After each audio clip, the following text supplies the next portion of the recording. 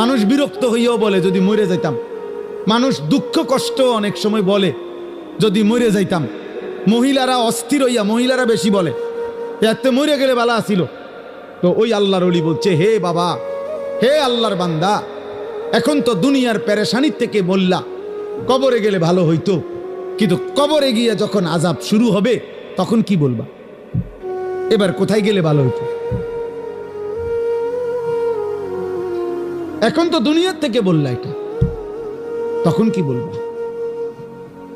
তখন কি বলে? আহা, কোরআনুল কারীমের মধ্যে আছে, নাফরমান বারবার দুনিয়ায় ফেরত আসতে চাইবে, আল্লাহ বলবে কাল্লা, না না, কখনোই না রে বান্দা, কখনোই না।